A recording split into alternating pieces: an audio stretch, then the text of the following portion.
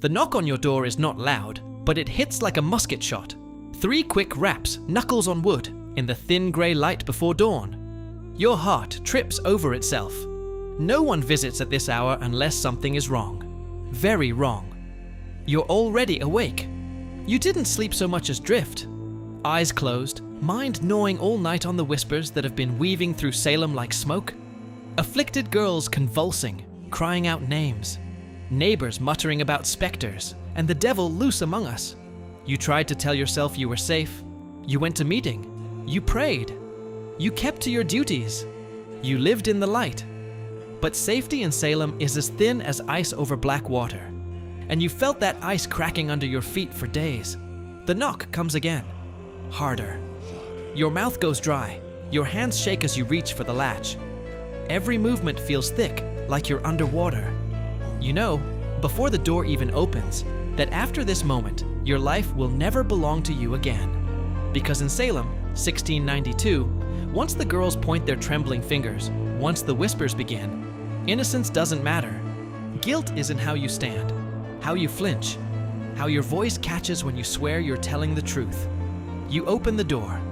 Cold morning air slaps your skin, heavy with damp earth and wood smoke. The trees stand like black skeletons against a sky the color of old bone. Constable Herrick waits on your step. Beside him, the magistrate's clerk. Behind them, neighbors pretending not to watch. They are all watching. By order of the magistrates, the clerk says, voice flat as slate, you are to appear for examination on suspicion of witchcraft. The word lands between you like a stone dropped into a well. You feel it falling, and falling, and falling. Hour 6, the examination. The meeting house is already full. Breath steams in the cold air. Candles gutter. Bodies pack the benches so tightly that the room feels smaller than it is. You are placed at the front. There is space around you. Too much space. The afflicted girls sit together. Their eyes lock onto you. Do you understand why you are here? Hathorn asks. Your tongue feels swollen in your mouth. You say you are innocent. You say you fear God. You say you have never harmed anyone by spirit or body. The words tremble. A girl gasps. Her body snaps backward as if struck. Fingers claw the air. Another girl begins to shake violently beside her.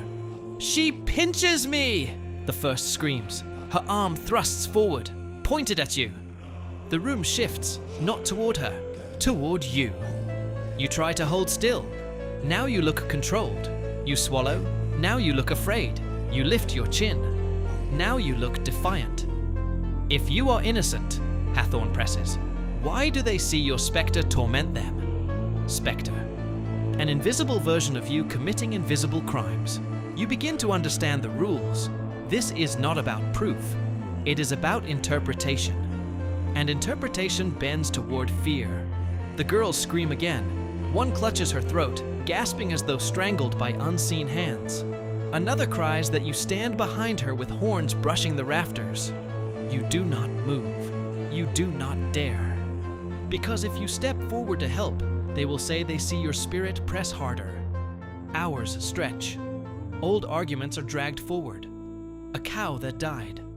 A boundary dispute. A harsh word spoken winters ago. Everything becomes pattern. Everything becomes evidence. By the time the sun shifts in the windows, you are no longer defending yourself. You are surviving their imagination. Hour 12. The search, your sleeves are rolled back. Your hands are seized. They turn your palms upward like objects on display. Every mole is studied.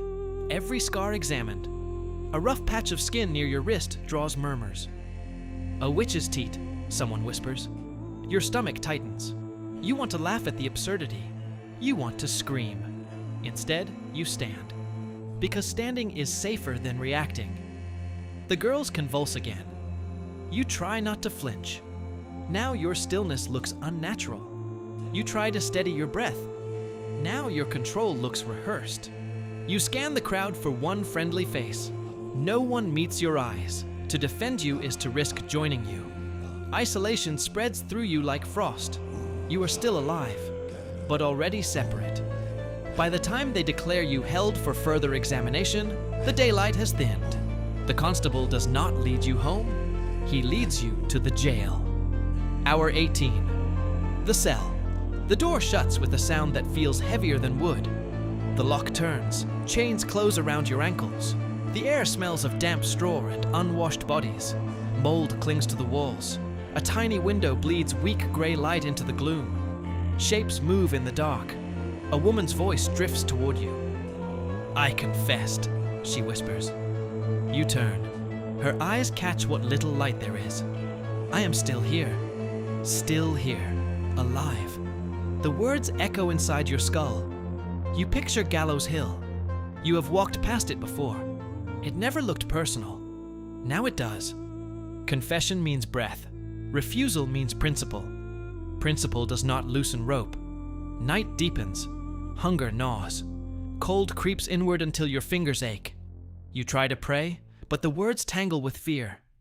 Around you, chains clink. Someone sobs quietly. Someone mutters that they will not hang. You close your eyes and imagine saying it. "I signed the book." The words feel poisonous, but survivable. The woman leans closer. "You name someone," she murmurs. "Name someone. Just one. Just enough to redirect the fire." Your stomach twists. This is the true trial, not in the meeting house, here, in the dark, when no one is watching. Hour 24. The choice morning returns. The key grates in the lock. You are hauled back into the light. The meeting house is fuller now. Your name has grown overnight. The magistrate's voice is steadier than before. You have had time. Time. As if this has been mercy. "If you confess," he says, "you may yet save your soul." You feel the weight of the room pressing in. They do not want innocence. They want a story that makes sense. If you confess, you might live. If you refuse, you risk the rope. The math is simple. Your pulse is not. You think of the woman in the cell. "I am still here." You think of the hill, the beam, the noose swaying in the wind. The magistrate leans forward. "Will you confess?" The room is silent. You understand something now.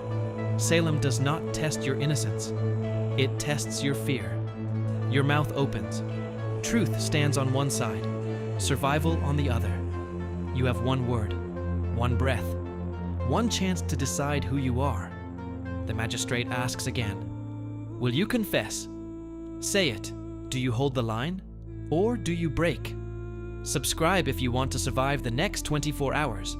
And tell me, when survival costs your integrity, do you pay the price?